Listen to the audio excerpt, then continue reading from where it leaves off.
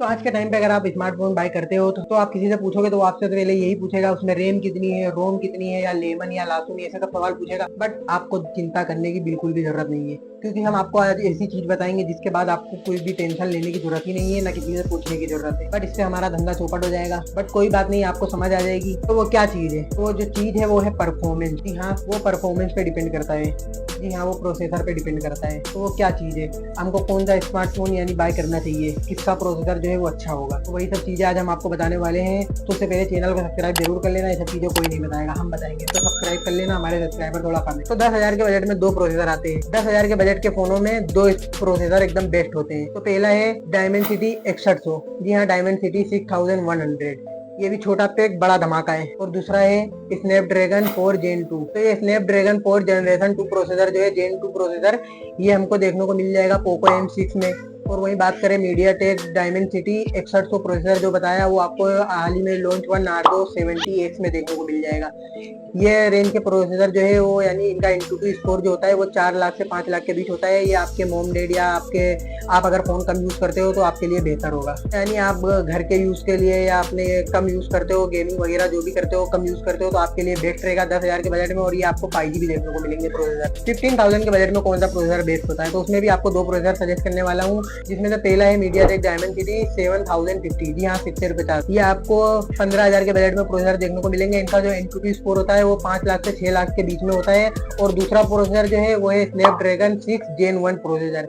ये भी आपको यानी Antutu स्कोर जो है इनका भी 5 लाख से 6 लाख के बीच में होता है। तो आपको यानी बाय कर लेना चाहिए, यानी कैजुअली आपके लिए बेस्ट होंगे 15,000 के बजट में। और बहुत सारे प्रोसेसर है, बट वो यानी इतने यानी लंबे समय तक वो फोन सर्वाइव कर नहीं पाते हैं, लेग मारने लगते हैं। तो इसके लिए आपको इन दो प्रोसेसर को 15,000 के बजट में बाय करना चाहिए देख के। 20,000 के बजट में कौन से प्रोसेसर बेस्ट है, तो उसमें आपको तीन प्रोसेसर बताने वाला हूँ। पहला है मीडियाटेक डायमेंसिटी 7050। जी हाँ, पहले भी आपको बता चुका हूँ। तो ये 20,000 के बजट में भी आपको देखने को मिलेंगे, तो आप बाय कर लेना, 5G देख के बाय करना। तो ये पहला जो है वो है मीडियाटेक डायमेंसिटी 7050 70,050।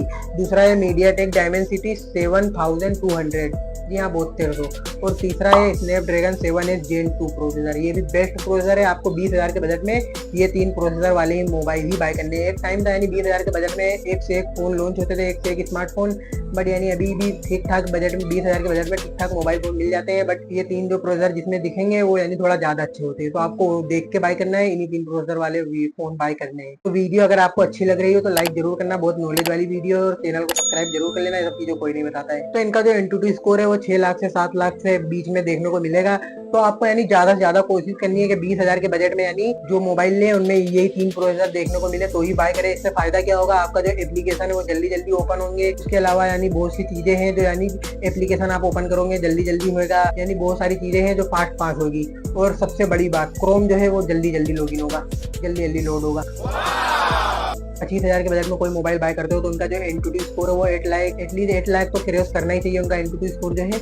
उससे क्या होगा, आपका यानी परफॉर्मेंस बहुत ही बढ़िया होगा, बहुत ही जबरदस्त देखने को मिलेगा। आप 25,000 दे रहे हो यानी कुछ तो फायदा होना ही चाहिए। तो अगर 30,000 के बजट में आप कोई मोबाइल बाय कर रहे हो या 30,000 के आसपास कोई मोबाइल बाय कर रहे हो, तो उसमें आपको एटलीस्ट तीन प्रोसेसर तो होने ही चाहिए। Snapdragon 8 Gen 3 processor, Snapdragon 8 Plus Gen 1 processor, Snapdragon 7 Plus Gen 3 processor.